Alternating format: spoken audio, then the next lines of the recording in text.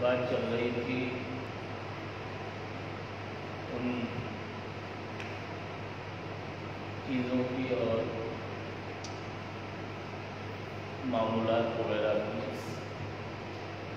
جو راہ سلوک میں ہمارے اور آپ کے لیے معاون اور مددگار ثابت ہو۔ پچھلے ہفتے 2-3 چیزیں وہ ذکر کی تھی، آج چند باتیں اور ذکر کرتے ہیں۔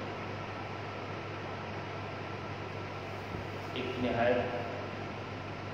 اہم چیز ہے جو سلوک میں بہت معاون اور مددگار ہوتی ہے کہ ہم اور آپ ہر وقت اپنے قلب کی طرف توجہ رکھیں۔ سوتے جاگتے اٹھتے بیٹھتے کھاتے پیتے پڑھتے لکھتے ہر وقت تھوڑی تھوڑی دیر کے بعد ہم اور آپ اپنے دل کی طرف دھیان دے لیا کریں کہ ہمارا دل اللہ کا یہ خاص طور پر مبتدی حضرات کے لیے بہت ضروری ہے۔ اس سے ذکر بہت جلدی سرایت کرتا ہے، کیونکہ آپ نے قرب الہی سے روکنے والی چیزیں موانع اس سے پہلے سنے، ان میں ایک رکاوٹ اور مانع کیا تھا؟ لطائف عالم امر کی غفلت۔ لطائف عالم امر کی غفلت۔ غفلت کا مطلب یہ ہے کہ اللہ رب العزت کی طرف سے دھیان کا رکھنا۔ اس غفلت کو دور کرنے کے لیے سب سے بہتر اور مؤثر ذریعہ ہے کہ ہم تھوڑی تھوڑی دیر کے بعد اپنے دل کی طرف توجہ کرتے ہیں۔ اور یہ مبتدیوں کے لیے ضروری اس لیے ہے کہ بعد میں پھر اللہ کا کرم ہوتا ہے تو نقشبندی مشائخ کے فیضان سے قلب میں جب ذکر سرایت کر جاتا ہے تو پھر ذکر ملکہ دل ہو جاتا ہے۔ پھر وہ سوتے جاگتے اٹھتے بیٹھتے کھاتے پیتے کوئی بھی کام کرتے ہو وہ دل اللہ کی یاد میں مصروف ہوتا ہے، چاہے حرکت ہو یا نہ ہو۔ ہر وقت اس میں حرکت نہیں ہوتی ہے جو بظاہر نظر آئے، لیکن دل یاد خدا میں مشغول اور مصروف ہے۔ ان کی بات الگ ہے، لیکن ہماری اور آپ کی ابتدا ہے تو اس لیے ہمیں ضروری ہے کہ ہم سلوک میں قدم رکھ رہے ہیں تو ہر وقت اللہ کی یاد میں مشغول رہنے کی کوشش کریں۔ اس کے فائدے آپ خود عمل میں لا کے دیکھیں، اتنے زیادہ ہیں کہ ہمارے اور آپ کے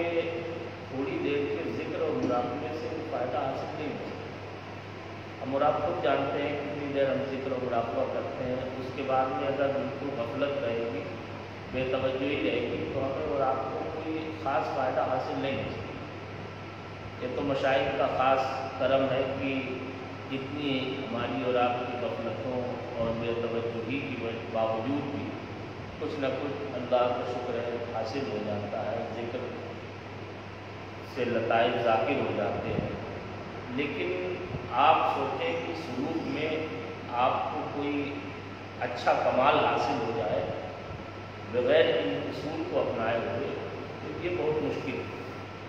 اللہ تعالیٰ کسی کو عطا فرماتے بخش دے وہ قادر مطلق ہے، لیکن عموماً ایسا ہوتا نہیں، کیونکہ اس سے پہلے جو نشستیں ہوئی ہیں ان میں آپ نے سنا ہوگا کہ اس سلسلے میں ایک بہت اہم اصول ہے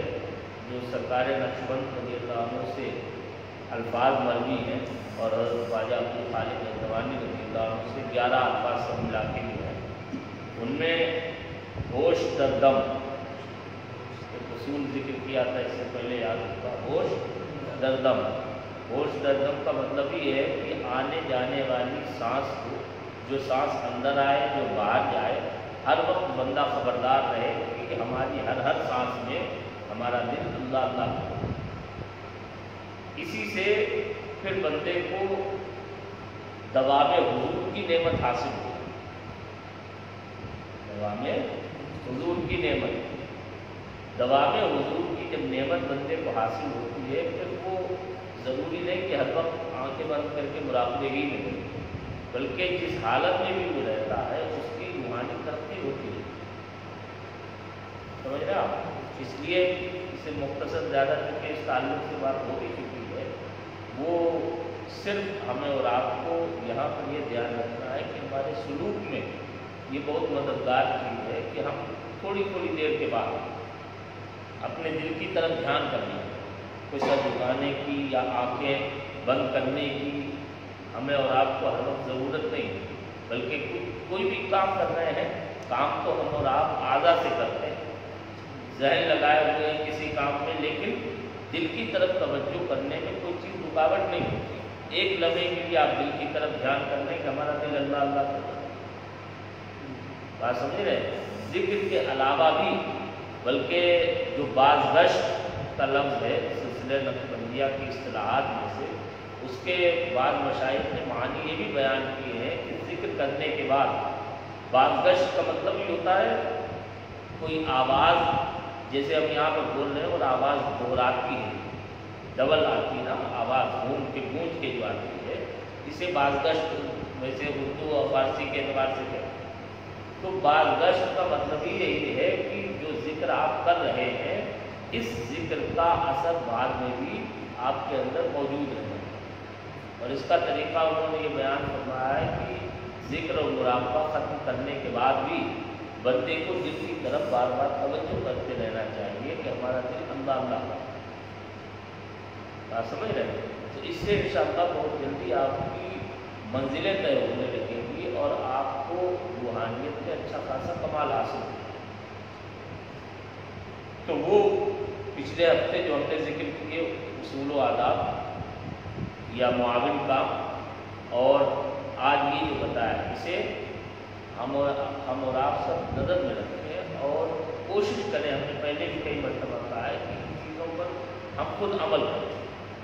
عمل کرنے سے یہ یاد بھی بنی رہے گی، اور سب سے بڑا فائدہ یہ ہوگا انشاءاللہ کہ ہمارے اور آپ کے سلوک کو بہت مددگار ہے۔ چوتھی چیز ہے، پانچویں چیز بلکہ چوتھی تو یہ ہوگی کہ اس سے پہلے ہفتے میں ذکر کی، پانچویں چیز یہ ہے کہ ہم اور آپ کوشش کریں فارغ اوقات میں جب بھی ہمیں موقع ملے قرآن پاک کی تلاوت بہت کثرت سے، قرآن پاک کی تلاوت سے دلوں کا زنگ دور ہوتا ہے۔ بخاری شریف کی مشہور حدیث ہے، نبی کریم صلی اللہ علیہ وسلم نے فرمایا ان القلوب لتصدع كما يصدع الحديد اذا اصابه الماء۔ آقا علیہ السلام نے صحابہ سے فرمایا کہ دلوں میں بھی زنگ لگ جاتا ہے جس طرح لوہے کو زنگ لگتا ہے جب اسے پانی لگ جائے، لوہے کو پانی چھو جاتا ہے تو پانی زنگ لگ جاتا ہے۔ آقا علیہ السلام نے فرمایا اسے دلوں میں بھی زنگ لگتا ہے۔ صحابہ نے عرض کیا وما جلاؤھا یا رسول اللہ، اللہ کے رسول اس زنگ کو دور کرنے کا طریقہ کیا ہے، کس طرح سے ہم زنگ دور کر سکتے ہیں؟ تو آقا علیہ السلام نے فرمایا کثرت و ذکر الموت و تلاوت القرآن، کثرت و ذکر الموت و تلاوت القرآن، کثرت سے موت کو یاد کرنا اور قرآن کی تلاوت، یہ دونوں چیزیں ایسی ہیں جو انسان کو قرآن پاک آپ کبھی ایک تو یہ ہوتا ہے کہ رسمی طور پر آدمی تلاوت کر رہا ہے، لیکن اب زیادہ تر ہم اور آپ سب بیٹھے ہوئے ہیں جو مولوی ہیں، قرآن مقدس کا چاہے تو اگر ترجمہ نہیں کر سکتے ہیں تو کنز ایمان سے پڑھا کریں، ترجمہ دیکھ کے اگر آپ پڑھیں گے غور کر کے، چند آیتیں ہی آپ پڑھیں بھلے لیکن غور کر کے آپ پڑھیں، اور اللہ رب العزت کی بارگاہ میں خشوع و خضوع کے ساتھ آپ تلاوت قرآن کریں گے، اس وقت آپ دیکھیں گے ایک عجب نور آتا ہے، اور وہ ایسی کیفیتیں کبھی کبھی طاری ہو جاتی ہیں کہ جنہیں زبان سے بیان نہیں کیا جاتا۔ قرآن کی تلاوت جتنی کثرت سے کریں گے، لیکن اس میں کیا ہے ایک چیز اور دھیان رکھنا آپ جو ہو سکتا ہے آپ کے ساتھ بھی پیش آئے اور اکثر لوگوں کے ساتھ پیش آتی ہے، اسی وجہ سے وہ تلاوت قرآن کی اہمیت سے واقف نہیں۔ قرآن مقدس اللہ رب العزت کا کلام ہے، رب تعالیٰ بے چون اور بے چگون، بے چون اور بے چگون یعنی بے مثل بے کیف، بے مثل اور بے کیف، نہ تو کوئی چیز اس کی جیسی ہے کہ کہا جائے کہ وہ ایسا ہے، اور نہ اس کی کوئی کیفیت بیان کی جا سکتی، سمجھے آپ؟ تو اس کی ذات بے چون ہے اور اس کی صفات بھی بے چون ہے، اور قرآن مقدس چونکہ اس کی صفت ہے، کلام ہے اس کا، صفت ہے، لہذا قرآن سے جو فیض ملتا ہے وہ بھی بے کیف ہوتا ہے، وہ بھی کیا ہوتا ہے، اس میں بہت زیادہ آپ کو دیوزاری نہیں تعلیم، بہت زیادہ آپ کے اندر جو ہے وہ اس کے وہ ویسے وجد و حال والے اثرات ظاہر نہیں ہوتے، لیکن یہ آپ یاد رکھیں اس کا ایک قطرہ ملنا دوسرے اور اذکار وغیرہ کے ذریعے سے دریا ملنے سے بہتر ہے، دوسرے اذکار وغیرہ سے مجاہدات سے اگر آپ کو دریا مل جائے، لیکن تلاوت قرآن میں اگر آپ کو ایک قطرہ مل جائے تو وہ یہ قطرہ دریا پہ بھاری ہے، کیونکہ اسے اللہ رب العزت سے ڈائریکٹ تعلق ہے، یہ صفت ہے اللہ، سمجھے آپ؟ تو اس لیے جو ہے وہ آپ قرآن مقدس سے مناسبت پیدا کرنے کی کوشش کریں۔ شروعات میں آپ تلاوت کریں گے تو آپ کو اتنا مزہ نہیں آئے گا، ادھر ادھر دھیان بٹے گا، کبھی کوئی خیال آئے گا، کبھی کوئی خیال آئے گا، لیکن جب آپ دوام کے ساتھ بالاستمرار لگاتار جب آپ تلاوت قرآن کا معمول بنا لیں گے اور ایک وقت مقرر کر سکتے ہیں تو وقت مقرر کر لیں روزانہ کے لیے کہ ہم فلاں ٹائم میں تلاوت قرآن کریں گے، اس ٹائم آپ تلاوت قرآن دلجمعی کے ساتھ ادھر ادھر دھیان نہ ہو، نہایت پاک صاف ہو کے، بڑا کامل وضو کر کے، کپڑے پاک صاف ہو، پاک صاف جگہ بیٹھ کے، اور یہ تصور لے کے بیٹھیں کہ ہم اللہ سے ہم کلام یا اللہ ہم سے کلام فرما، اس تصور کے ساتھ آپ تلاوت قرآن کبھی کر کے دیکھیں، وہ کیفیت تاری ہوگی جو بیان نہیں کی جا سکتی، اور کوئی کیفیت ہمیں محسوس ہو یا نہ ہو، ہم اتنا تو یقین رکھتے ہی ہیں کہ کلام پاک اللہ کا کلام ہے، قرآن پاک اللہ کا کلام ہے، اور اللہ کی صفت کا فیض آپ کو ڈائریکٹ ملتا، سمجھے آپ؟ تو اس لیے جو ہے وہ قرآن پاک کی تلاوت کرنے کی عادت ضرور ڈالیں، اور روزانہ ایک تعداد اور ایک حد متعین ہے۔ سیدہ عائشہ صدیقہ رضی اللہ عنہ فرماتی ہیں نبی کریم صلی اللہ علیہ وسلم کو وہ عمل زیادہ پسند تھا جو کم بھلے ہی ہو لیکن مداومت کے ساتھ، ہمیشگی کے ساتھ، کیونکہ اس سے ایک ربط بنتا ہے۔ آپ 10 منٹ اگر تلاوت کر سکتے ہیں روزانہ تو 10 ہی منٹ کریں، لیکن روزانہ کریں پابندی کے ساتھ۔ اگر روزانہ پابندی کے ساتھ آپ 10 منٹ بھی کریں گے تو 10 منٹ میں انشاءاللہ آپ کی وہ لائن بن جائے گی، تو وہ فیض آئے گا اور وہ خاص وقت ہو جائے گا اس فیض کے آنے کا۔ تو اس طرح سے آپ تلاوت قرآن معمول بنائیں۔ میں یہ چھٹی چیز یہ کہ ہم اور آپ کوشش کریں، جو لوگ درس و تدریس سے جڑے ہوئے خاص طور پر اوپر کی جماعتوں میں پڑھتے ہیں یا پڑھاتے ہیں اوپر کی جماعتوں کو، تو لوگوں کے لیے تو آسانی ہے کہ وہ درسگاہ میں حدیث شریف پڑھتے ہیں، لیکن جن لوگوں کو حدیث شریف پڑھنے کا یا پڑھانے کا موقع درسگاہ میں نہیں ہے نسبت،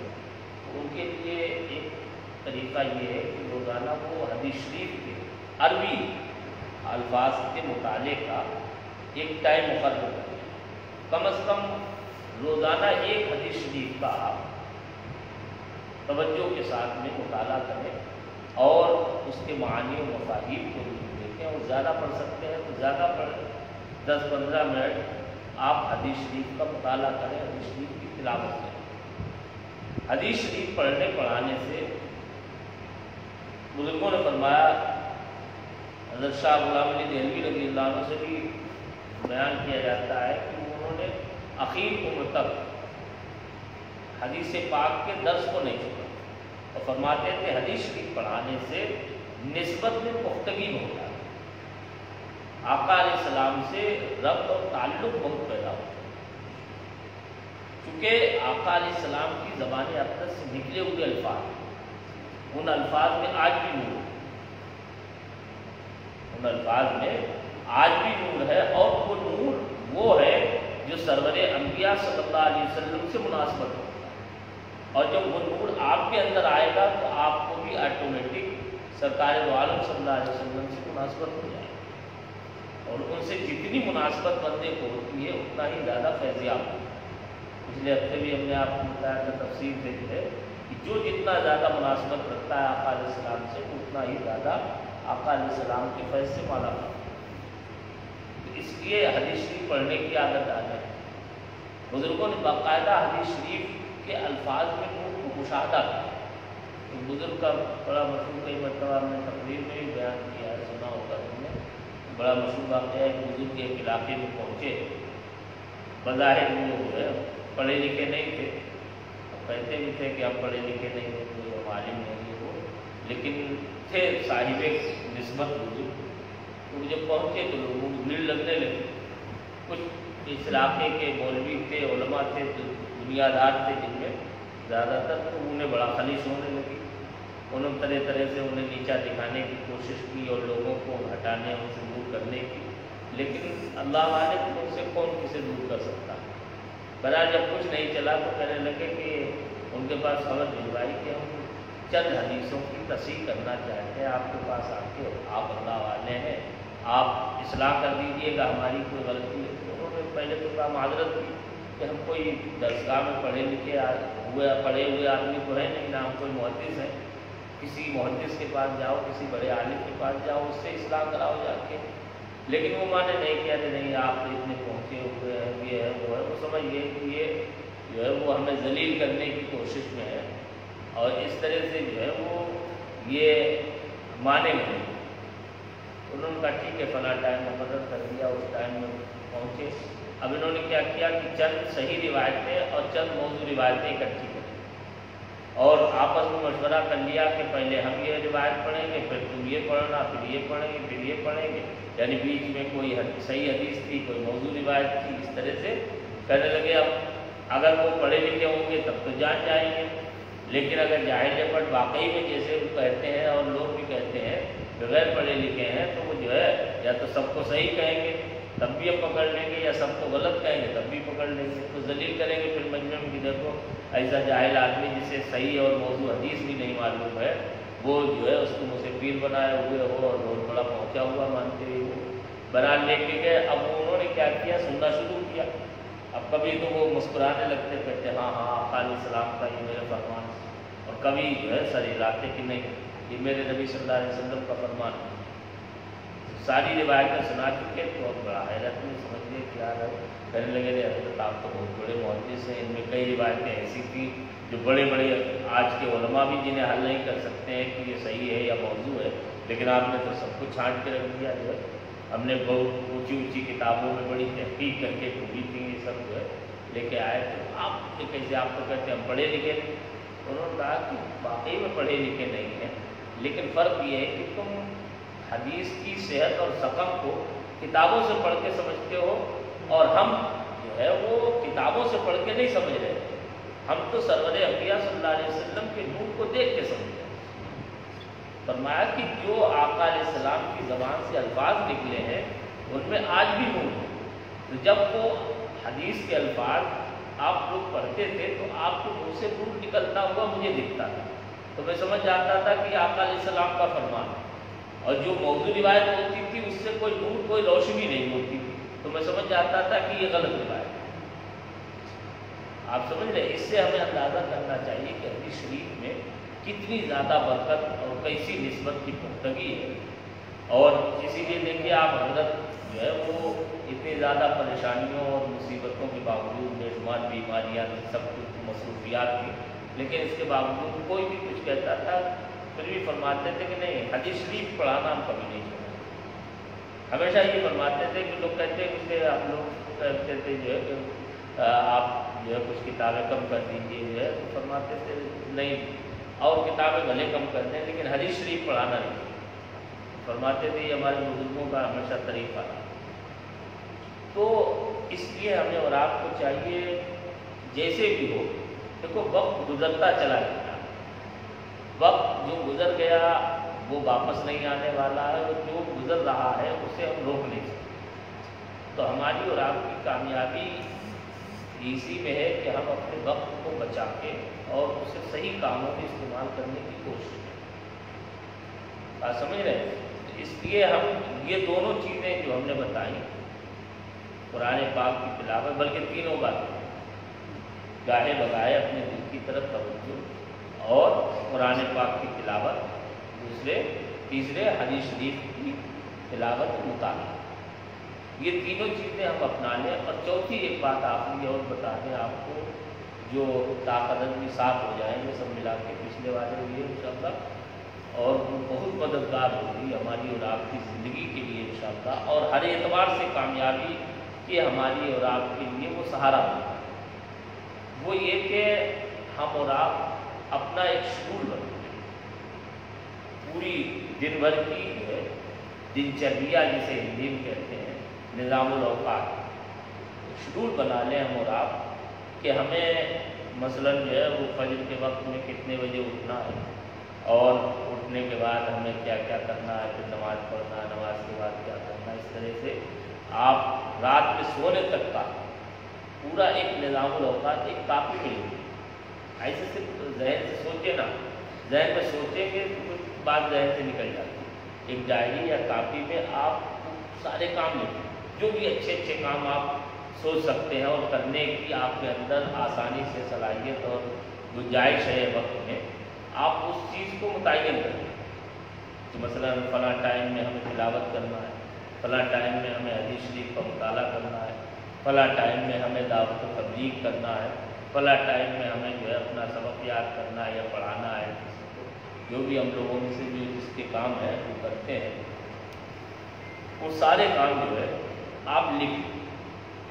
اور صرف ایک کام کیا کریں کہ روزانہ شام کو سوتے وقت وہ کاپی اٹھا کے ایک مرتبہ دیکھ لیا کریں کہ آج دن بھر میں ہم نے اس کے مطابق کون کون سے کام کیے ہیں اور کون کون سے کام نہیں کرتے۔ بات سمجھ رہے ہیں؟ آپ دیکھ لینا، اگر آپ نے یہ تھوڑے دنوں شکر اپنا لیا تو بہت سی چیزوں کے آپ پابند بن جائیں گے، اور جب بہت سی چیزوں کے آپ پابند بن جائیں گے تو انشاءاللہ وہی چیزیں آپ کی اور ہماری روحانی ترقی کے لیے بہت بڑا سہارا اور ذریعہ بن جائیں گی، اور اس طرح سے ہماری اور آپ کی مشق بھی ہو جائے گی، اور ایک طرح سے مجاہدہ بھی، کیونکہ ہمارا نفس کبھی بھی قید نہیں چاہتا، وہ آزادی چاہتا ہے۔ یہ نفس کا مزاج ہے، وہ کبھی بھی قید نہیں چاہتا ہے۔ اسے آپ خالی کہتے ہیں کہ تمہیں روزانہ جو ہے وہ آدھا گھنٹہ تک فلاں جگہ پہ بیٹھنا، آ کے فلاں ٹائم سے فلاں ٹائم سے لے کے فلاں ٹائم تک روزانہ بیٹھنا ہے، تو وہ تمہیں بیٹھنے پر بھی کوشش کرے گا کہ کسی طرح سے بیٹھنے میں بھی خلل ہو، اس ٹائم نہیں بیٹھنے دے گا۔ یہ نفس کی عادت ہے کہ وہ قید نہیں چاہتا، اس کے اندر چونکہ جو ہے انا ربکم الاعلی اسی کی زبان سے نکلتا ہے۔ تو لوگوں نے فرمایا کہ جو ہے جو فرعون نے اعلان کیا، یہ نعرہ مارا، یہ نفس کی چال تھی اور یہ نفس کی جو ہے وہ آواز تھی، کیونکہ نفس ہی وہ ہے جو خدائے قدوس کی بارگاہ سے دور کرنے کی ہر طرح سے بندے کو کوشش کرتی ہے۔ حدیث شریف آپ سنتے رہتے ہیں، عاد نفس کا فإنها اکتسبت بمعادات، اپنے نفس سے دشمنی کرو کیونکہ وہ وہی دشمنی پر استوار ہے۔ اس لیے جو ہے ہمیں اور آپ کو چاہیے کہ ہم اپنے آپ کو کچھ معمولات کا پابند اور مقید کرنے کی کوشش کریں۔ جب ان معمولات کو اور اس طرح کے کاموں کو ہم اور آپ اپنی عادت بنا لیں گے، اور جب عادت بن جائے گی تو پھر نفس بھی آڑے نہیں آ پاتا۔ جب انسان کی عادت بن جاتی تو آٹومیٹک ذہن پہنچ جاتا ہے اس طرف کہ ہم نے آج فلاں کام نہیں کر پایا، فلاں کام کر پایا۔ جب تک آپ عادت نہیں بنائیں گے، سستی کا شکار رہیں گے کہ ارے ہم نہیں کر پائیں گے، یا چلو کر لیں گے، آج نہیں کل کر لیں گے، تو کبھی بھی آپ دیکھیں گے اب آپ سالیں گزر جائیں گے لیکن آپ اس کام کے عامل نہیں ہو سکتے۔ اور اگر آپ نے سوچا کہ نہیں یہ وقت گزر رہا ہے، گزر ہی رہا ہے، چلو یہ کام کر ہی لیں، اور چند دنوں تک تو زبردستی آپ کو کرنا پڑے گی، بہت کبھی کبھی جو ہے وہ یہ ہوگا ارے چلو چھوڑو آج نہیں، یہ ہو جائے کل ہو جائے، لیکن اگر آپ نے یہ نہ سوچا بلکہ اس پر عمل کرنے کی کوشش کی تو انشاءاللہ تھوڑے دنوں کے بعد آپ کی عادت میں آ جائے گا، اور پھر بہت آسانی کے ساتھ آپ اس عمل کو جاری بھی رکھ سکتے ہیں، اور جب برابر کریں گے تو وہی چیز کی اس عمل کی ایک لائن بن جائے۔ ایک چیز اور یاد رکھیں، تصوف کی بڑی دقیق بات ہے، اور اسے باقاعدہ بزرگوں نے بہت تفصیل سے، خاص طور پر سرکار امام ربانی مجدد الفسانی رضی اللہ تعالیٰ عنہ نے مکتوبات شریف میں مختلف جگہوں پر بڑی تفصیل سے اس بات کو ذکر فرمایا کہ ہر نیک عمل کا جو نور ہوتا ہے، فیض ہوتا ہے، وہ الگ الگ رنگ کا اور الگ الگ ٹائپ کا ہوتا ہے، ایک ہی طرح کا نور و فیض نہیں ہوتا۔ مثلا آپ فرض پر عمل کریں گے تو اس کا نور اور فیض الگ، آپ واجب پر عمل کریں گے تو اس کا نور اور فیض الگ، سنت پر عمل کریں گے تو اس کا نور اور نسبت الگ، اور نوافل پر عمل کریں گے تو اس کا نور اور نسبت اور فیض آپ کو الگ محسوس ہوگا۔ یہ الگ چیز ہے کہ آپ ان میں فرق نہ کر پائیں کہ آپ کے پاس مکشف نہیں ہے، یا اتنا وجدان آپ کا کبھی ابھی نہیں ہے، آپ کو روحانیت میں اتنا ملکہ حاصل نہیں ہو پایا تو آپ فرق نہ کر پائیں، لیکن مختلف طرح کا جو نور حاصل ہوتا ہے یہ مختلف اعمال سے حاصل ہوتا ہے۔ تو ان مختلف اعمال کو جب آپ سب کو اپنائیں گے تو آپ کو مختلف طرح کا نور حاصل ہوگا، اور جب الگ الگ طرح کا نور حاصل ہوگا تو روحانی جو ترقی ہوتی ہے وہ مقامات بھی الگ الگ ٹائپ کے، مقامات بھی جو ہے وہ قرب الہی تک جو مقامات ہیں وہ مقامات بھی جو ہے وہ الگ الگ ٹائپ کے ہوتے ہیں۔ کہیں پر نوافل کا نور زیادہ کام آتا ہے، کہیں پر فرائض کا فیض زیادہ کام آتا ہے، مختلف جو ہے مراحل۔ تو اس لیے جو ہے جو ہم ہر طرح کے عمل کریں گے تو انشاءاللہ ہماری گاڑی کہیں رکنے نہیں پائے، بات سمجھ رہے ہیں؟ تو اس لیے جو ہے وہ ہمیں اور آپ کو چاہیے کہ ان چیزوں پر بہت سختی کے ساتھ عمل کرنے کی کوشش کریں۔ تو پچھلے والے بھی جو ہے وہ سن لینا، اس میں کوئی ریکارڈ ہے وہ پچھلے والے اور یہ ملا کے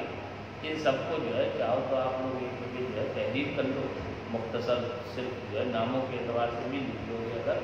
باقی کی باتیں ذہن میں ہیں تو اس سے یہ ہے کہ انشاءاللہ عمل کرنے کی ہمیں اور آپ کو آسانی ہو جائے۔ بات سمجھ رہے ہیں؟ اللہ تعالیٰ ہمیں اور آپ کو عمل کی توفیق عطا فرمائے۔